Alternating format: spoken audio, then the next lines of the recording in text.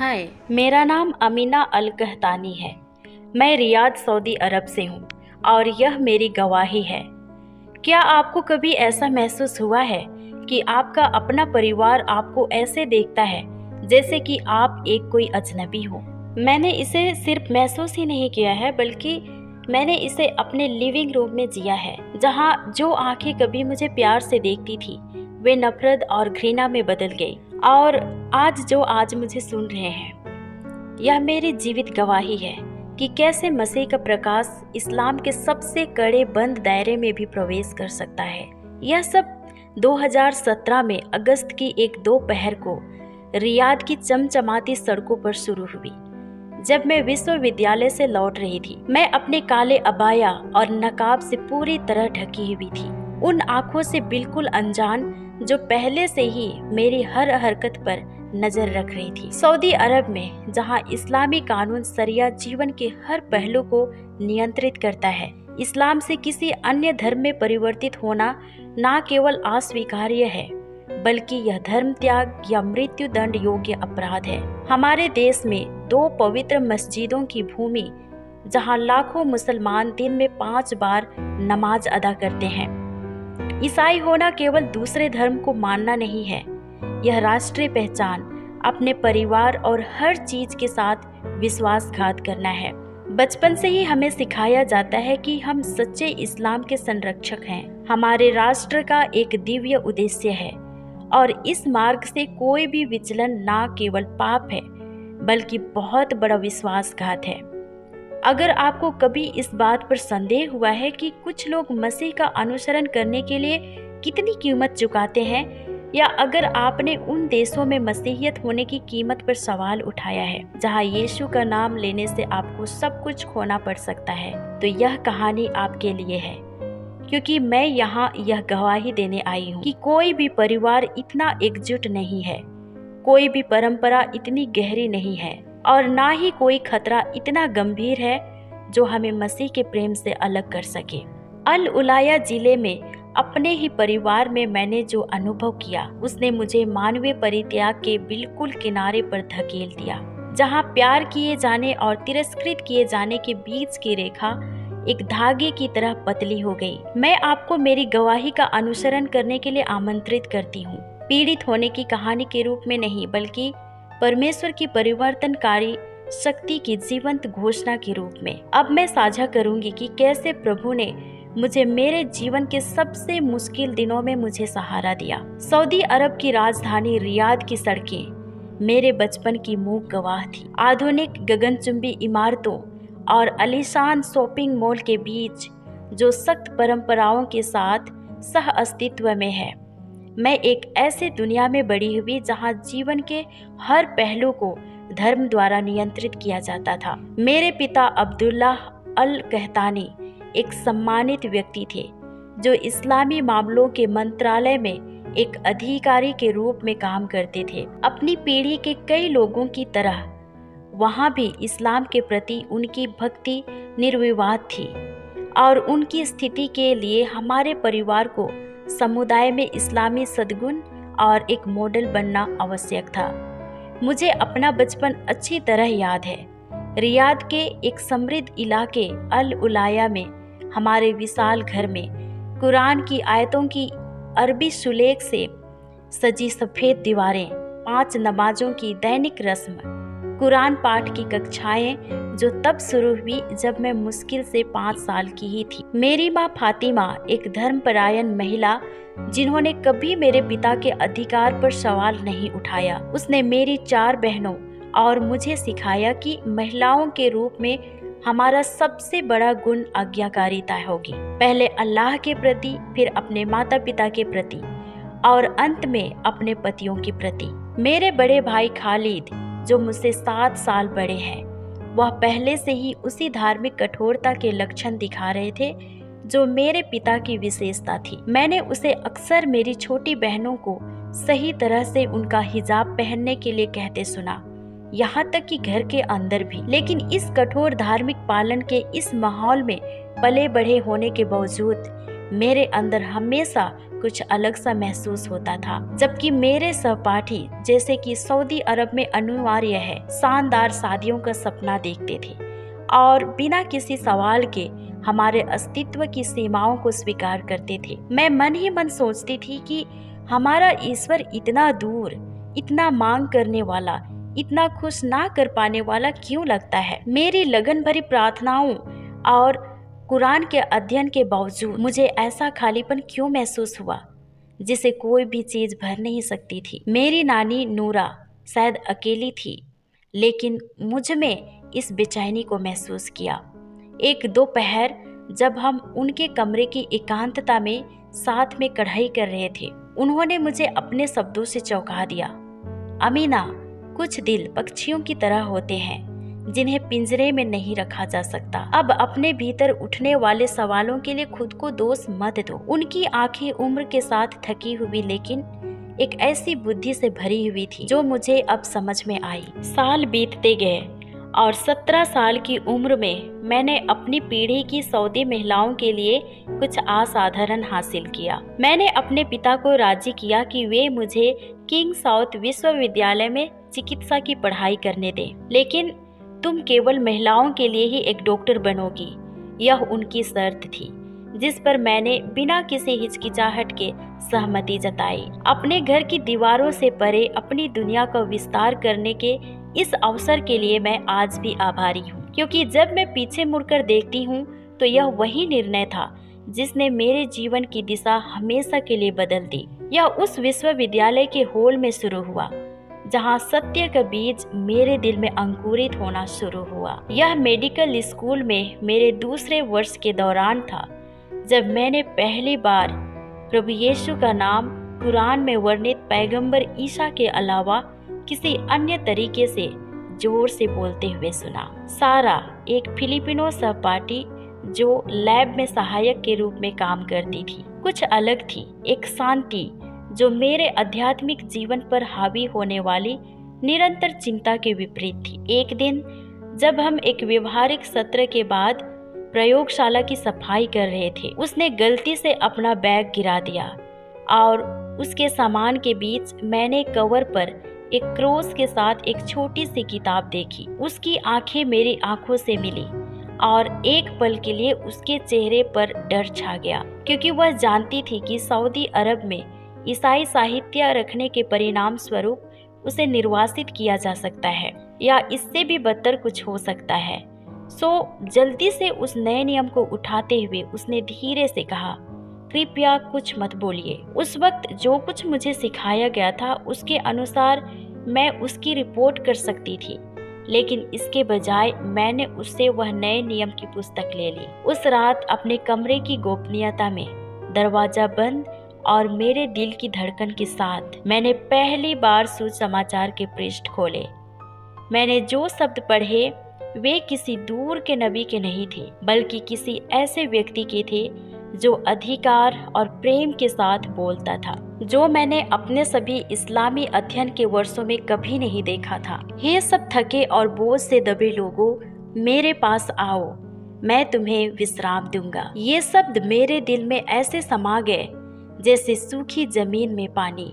अगले महीनों में सारा और मेरे बीच एक गुप्त मित्रता विकसित हुई और इसके बाद बहुत ही सावधानी के साथ वह मुझे बाइबल के कुछ अंश उधार देती थी, जिन्हें मैं अपने कमरे के एकांत में फर्श के नीचे बैठकर पढ़ती थी। लेकिन मेरे द्वारा खोजा गया प्रत्येक नया सत्य एक पहेली के टुकड़े को खोजने जैसा था।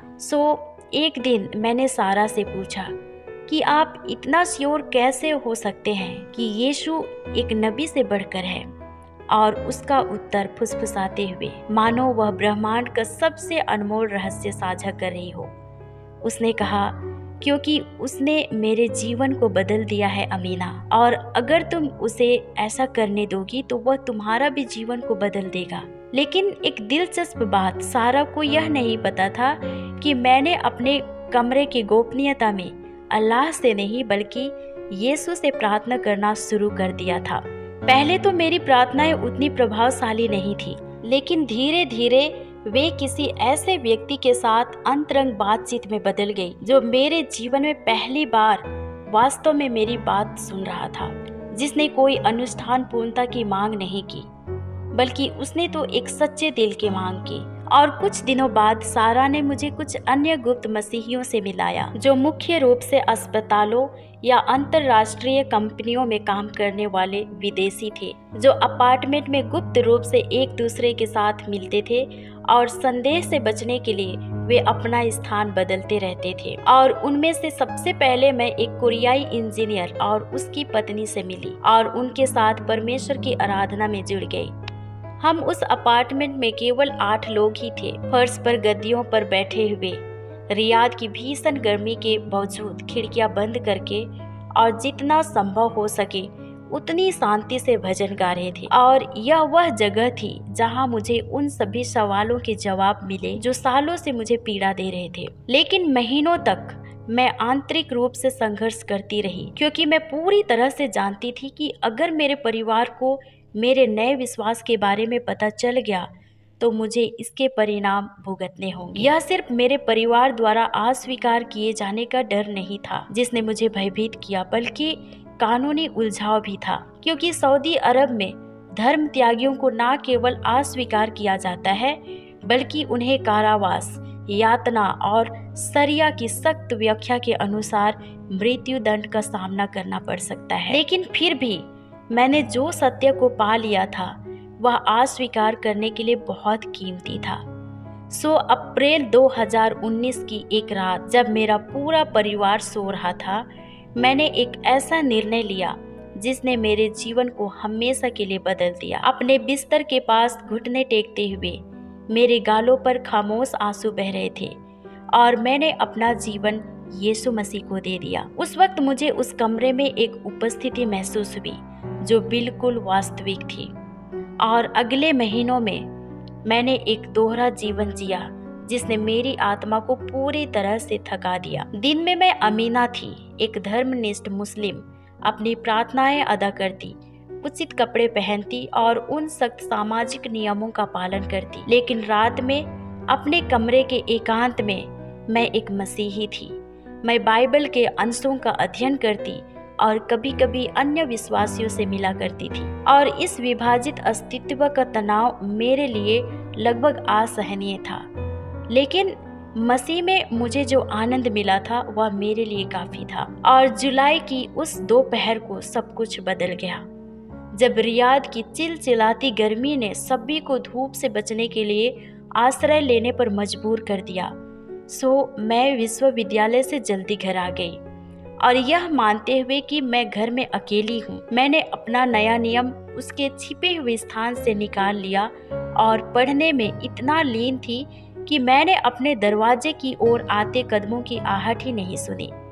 और जब मैंने ऊपर देखा तो मेरा भाई खालिद दरवाजे पर खड़ा था। उसने तुरंत पूछा कि वह क्या है, और जब उसने बाइबल की कवर को देखा तो वह समझ गया कि वह एक बाइबल थी और गुस्से से वह आग बबूला हो गया। उसने बाइबल को घृणा से देखा, ऐसा देखा जैसे कि वह कोई दूषित चीज हो, और डर से मेरा दिल मानो रुक ही गया, क्योंकि उस पल मुझे पता था कि आगे क्या होने वाला है।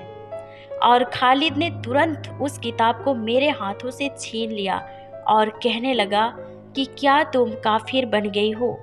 उसकी आवाज़, जो आम तौर पर नियंत्रित होती थी, उस वक्त क्रोध से कांप रही थी। और मैंने कहा, खालिद कृपया मुझे बोलने दीजिए, मैं आपको समझाना चाहती हूँ। लेकिन वह सुनने को बिल्कुल भी राजी नहीं था। उसने किताब को 2 उंगलियों से ऐसे उठाया जैसे कि वह कोई घृणित चीज पकड़े हुए हो, और उसने यह कहना आरंभ किया, यह कुफ्र है, यह अल्लाह, हमारे परिवार, हमारे देश के साथ यह विश्वासघात है। और अचानक हरकत, उसने मेरी आंखों के सामने न्यू टेस्टमेंट को फाड़ दिया और टुकड़ों को फर्श पर फेंक दिया। इसके बाद जो हुआ वह धीमी गति में एक बुरे सपने जैसा था। खालिद ने मुझे बाह से पकड़ लिया, मुझे सीढ़ियों से नीचे उस कमरे में खींच लिया जहां मेरे पिता मेहमानों का स्वागत करते थे। पिताजी, वह चिल्लाया। उसकी आवाज पूरे घर में गूंज रही थी। उसने कहा, तुरंत आइए। क्या आपको पता है कि आपकी बेटी एक ईसाई कुतिया बन गई है? और कुछ ही मिनटों बाद मेरा पूरा परिवार कमरे में इकट्ठा हो गया। मेरे पिता, जो आमतौर पर बहुत शांत रहते थे, खालिद द्वारा मेरे नए नियम के अवशेष दिखाए जाने पर स्पष्ट रूप से कांप रहे थे। मेरी माँ बेकाबू होकर रो रही थी और मेरी सबसे छोटी बहनें 14 और 11 साल की, वे मुझे भ्रम और भय से देख रही थी। वे उसी क्षण यह सीख रही थी कि हमारी संस्कृति में जो पारिवारिक प्रेम है वह धार्मिक अनुरूपता पर सशर्त है। सो तुरंत मेरे पिता पूछते हैं, क्या यह सच है? क्या तुमने काफिरों के धर्म के लिए इस्लाम को त्याग दिया है? और कमरे में एक मौत जैसी खामोशी छा गई और हर कोई मेरे जवाब का इंतजार करने लगा। और उस क्षण मुझे यीशु के शब्द याद आ गए कि जो कोई मनुष्यों के सामने मुझे स्वीकार करता है, मैं भी अपने पिता के सामने उसे स्वीकार करूंगा। सो मैंने कहा कि मैंने मसीह में सत्य को पाया है। मैं आपको दर्द नहीं देना चाहती, लेकिन मैं सत्य का भी इनकार नहीं कर सकती जिसे मैंने मसीह में पाया है। जैसे ही मैंने ये बात कही, मेरे पिता ने मेरे गाल पर इतनी जोर से थप्पड़ मारी कि मैं पीछे की ओर लड़खड़ा गई और मैंने उसकी आंखों में मेरे प्रति घृणा को देखा। और उसने कहा कि मेरी अब कोई बेटी नहीं है खालिद, उसे तुरंत मेरी नज़रों से दूर करो, उसे इस घर से बाहर निकाल दो, वह अब इस परिवार की नहीं है। और इसके बाद मेरे भाई ने मुझे इतनी हिंसा से बांह से पकड़ा कि हफ्तों तक उस चोट के निशान रह गए। सो जैसे ही मैं दरवाजे की ओर जाने लगी, मेरी माँ सामने आई, मुझे बचाने के लिए नहीं बल्कि मेरी ओर थूकने के लिए। और उसने कहा, काश मैं इस अपमान को जन्म देने से पहले बांझ होती। और वह रो पड़ी। उसके शब्द मेरे दिल में खंजर की तरह चुभ रहे थे। वह किसी भी शारीरिक आघात से ज्यादा दर्दनाक था। और मेरे सामान को प्लास्टिक की थैली में सड़क पर फेंक दिया गया। उन्होंने मुझे मेरे निजी दस्तावेज भी नहीं लेने दी।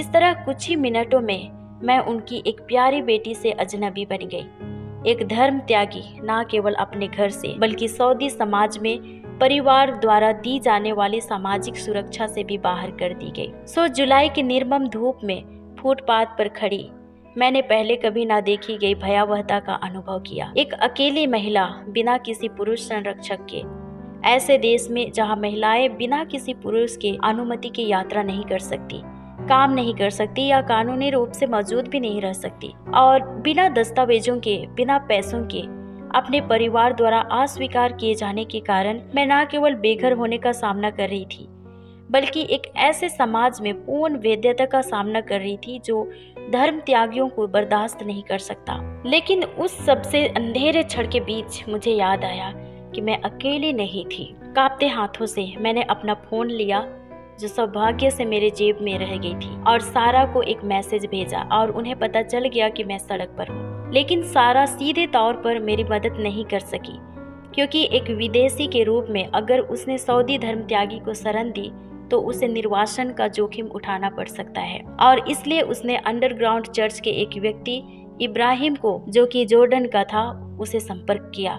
सो अपने घर से निकाले जाने के 3 घंटे बाद मैंने खुद को मरियम के अपार्टमेंट में पाया, एक लेबनानी ईसाई विधवा जो रियाद के बाहरी इलाके में रहती थी। उसने मुझे गले लगाते हुए कहा, बहन स्वागत है आपका। उसके इन शब्दों ने मेरे रोके हुए आंसुओं को आखिरकार खुलकर बहने दिया और उस रात बेकाबू सिसकियों के साथ मैंने उसे सब कुछ बता दिया जो कुछ भी हुआ था, और वह चुपचाप सुनती रही, मेरे हाथों को अपने हाथों में पकड़ी रही। और जब मैंने बात खत्म की तो उसने बस इतना कहा, तुम्हारे परिवार ने तुम्हें अस्वीकार कर दिया है, लेकिन तुमने मसीह में एक बड़ा परिवार प्राप्त किया है, तुम यहाँ सुरक्षित हो। लेकिन अगले ही दिन मेरा चेहरा एक पारिवारिक व्हाट्सएप ग्रुप में लापता के रूप में दिखाई दिया। ये बात मुझे मेरे एक चचेरे भाई से पता चला जो कि अभी भी मेरे साथ गुप्त रूप से संपर्क में था, और उसने बताया कि मेरे भाई ने परिवार की इज्जत बचाने के लिए मुझे खोजने की कसम खाई है। सो अगले दिन मैं और भी ज्यादा सावधानी बरतने की कोशिश की और सिर्फ घर के अंदर ही रही, और अंडरग्राउंड चर्च के माध्यम से मुझे पता चला कि मेरे परिवार ने मुझे एक भगोड़ा घोषित करते हुए पुलिस को एक शिकायत दर्ज की है, और इसके साथ साथ मेरे पिता ने मंत्रालय में अपने संबंधों का उपयोग करते हुए एक खोज शुरू की है।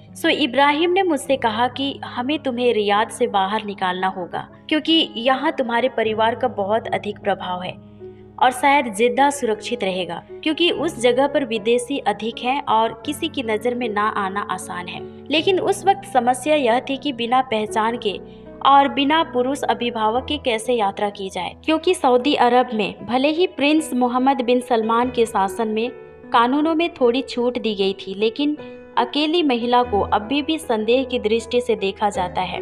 फाइनली एक योजना तैयार की गई कि मैं एक मिस्र के क्रिश्चियन व्यापारी द्वारा चलाई जाने वाली वैन के पीछे छिपकर यात्रा करूंगी, जो कि नियमित रूप से रियाद और जिद्दा के बीच माल ले जाता था।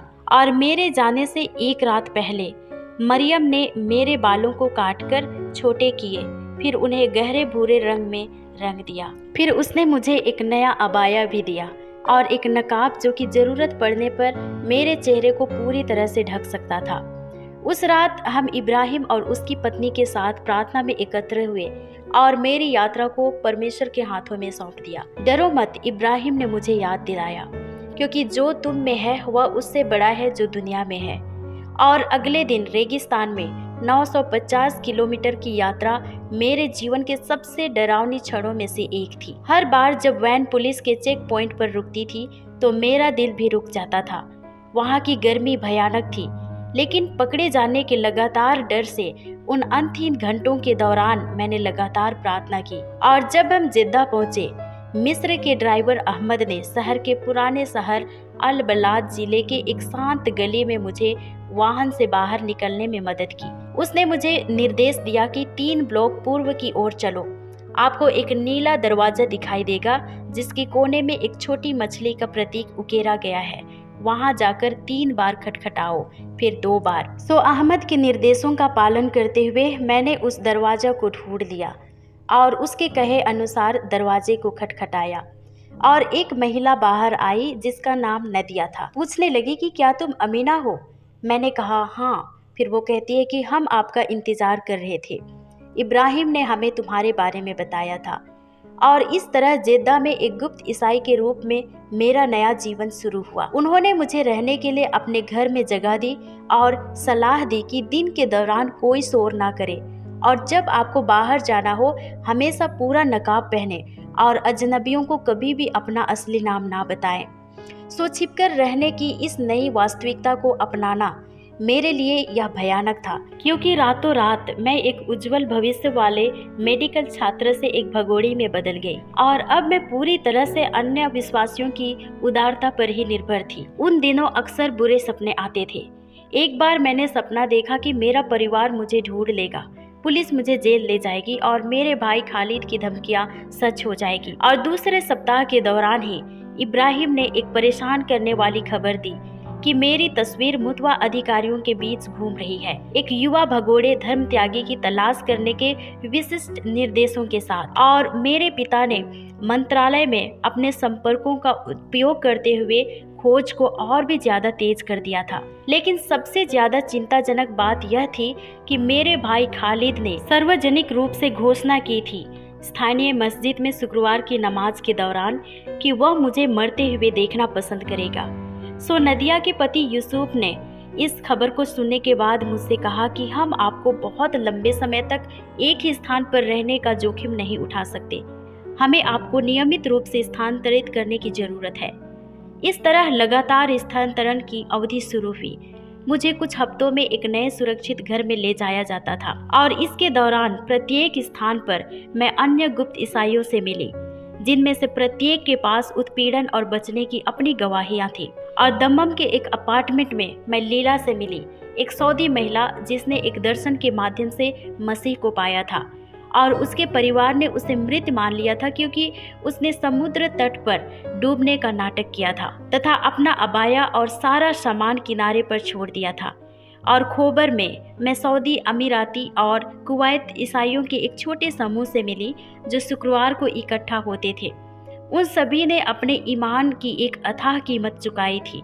खोए हुए परिवार, बर्बाद हुए करियर, लगातार गोपनीयता में जी रहे जीवन, और फिर भी उनकी खुशी और शांति उनके चेहरे पर स्पष्ट थी। इन गुप्त सभाओं में से एक सभा के दौरान समीरा नाम की एक वृद्ध महिला ने मेरा हाथ थामा और कहा कि ऐसा मत सोचो कि जो तुमने खोया है वह उससे बड़ा है जो तुमने पाया है। तुम्हारे सांसारिक परिवार ने तुम्हें अस्वीकार कर दिया है, लेकिन तुमने एक शाश्वत परिवार प्राप्त किया है। तुम्हारा चिकित्सा करियर बाधित हो गया है, लेकिन अब तुम सच्ची चिकित्सा के मार्ग पर हो। लेकिन सांत्वना की इन शब्दों के बावजूद मेरी स्थिति की वास्तविकता क्रूर थी।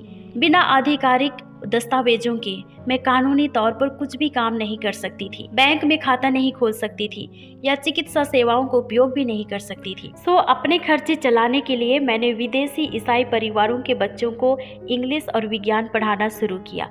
हालांकि ये पैसे मेरे लिए काफ़ी नहीं थे, लेकिन इसने मुझे सम्मान और उद्देश्य की भावना दी।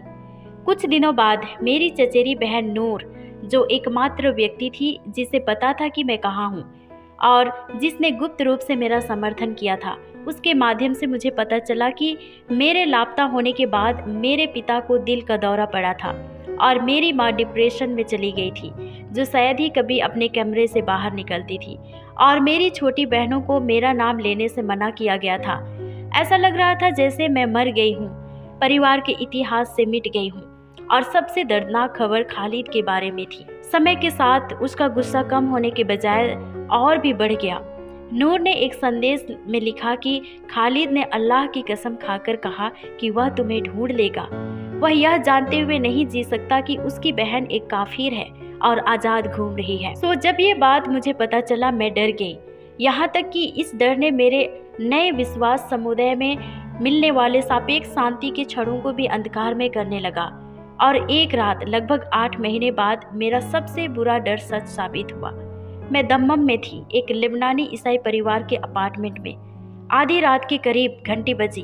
उसके बाद दरवाजे पर जोरदार दस्तक हुई। दरवाजा खोलो, पुलिस अधिकारी की अधिकारपूर्ण आवाज ने मुझे भयभीत कर दिया। लेकिन अपार्टमेंट के मालिक राशिद ने मुझे जल्दी से रसोई में एक पैनल के पीछे छिपी एक छोटी सी कोठरी में धकेल दिया और पैनल बंद करते समय उसने फुसफुसाते हुए कहा कि बिल्कुल भी आवाज मत करना, चाहे कुछ भी हो जाए, जब तक कि मैं तुम्हें ना बुलाऊं। सो अपने छिपने के स्थान से मैंने अपार्टमेंट में हो रही सभी अराजकता को सुना। अधिकारियों ने मेरे ठिकाने के बारे में परिवार से आक्रामक तरीके से पूछताछ की। उन्होंने बताया कि उन्हें विशिष्ट जानकारी मिली थी कि वे एक धर्म त्यागी को शरण दे रहे थे। हमारे पास खालिद अल खट्टानी नामक एक व्यक्ति की रिपोर्ट है, उनमें से एक ने कहा। उसका दावा है कि उसकी बहन यहाँ छिपी हुई है। यह सुनकर मेरा दिल रुक गया कि खालिद ने मुझे ढूंढ लिया। शायद किसी तरह उसने एक अपार्टमेंट में मेरी हरकतों पर नजर रखी थी। मैं सोचने लगी कि क्या उसने गुप्त चर्च से किसी का पीछा किया था? क्या किसी ने मुझे धोखा दिया था? ये सवाल मेरे दिमाग को परेशान कर रहे थे। और पुलिस अधिकारी ने अपार्टमेंट की तलाशी ली। मैं दरवाजों को हिंसक तरीके से खोले जाने, फर्नीचर को हिलाए जाने और रसीद के बच्चों की भयभीत चीखें सुन सकती थी। एक समय मुझे पैनल के दूसरी तरफ कदमों की आवाज़ महसूस हुई, इतने करीब कि मैं अधिकारी की भारी सांसें सुन सकती थी। और मैंने अपनी सांस रोक ली, चुपचाप प्रार्थना करते हुए खुद को खोजे जाने के लिए तैयार किया। लेकिन परमेश्वर ने एक चमत्कार किया। वे अधिकारी आखिरकार मुझे खोजे बिना ही चले गए। लेकिन जाते जाते उनमें से एक ने धमकी दी कि हम फिर से वापस आएंगे और अगर हमें पता चला कि आप धर्म त्यागी को छिपा रहे हैं तो आपके पूरे परिवार को निर्वासित कर दिया जाएगा। और जब राशिद ने लगभग 1 घंटे बाद पैनल खोला तो उसका चेहरा पीला पड़ चुका था और वह अफसोस के साथ कहा कि आप यहाँ नहीं रह सकती क्योंकि उन्होंने इमारत पर निगरानी रखी है और अगर आप यहाँ रुकती हैं तो मेरा पूरा परिवार खतरे में पड़ सकता है। सो मैं उन्हें मेरे लिए वह कीमत चुकाने की इजाज़त नहीं दे सकती थी और इसलिए मैंने कहा कि ठीक है, मैं सुबह होने से पहले ही यहाँ से निकल जाऊँगी।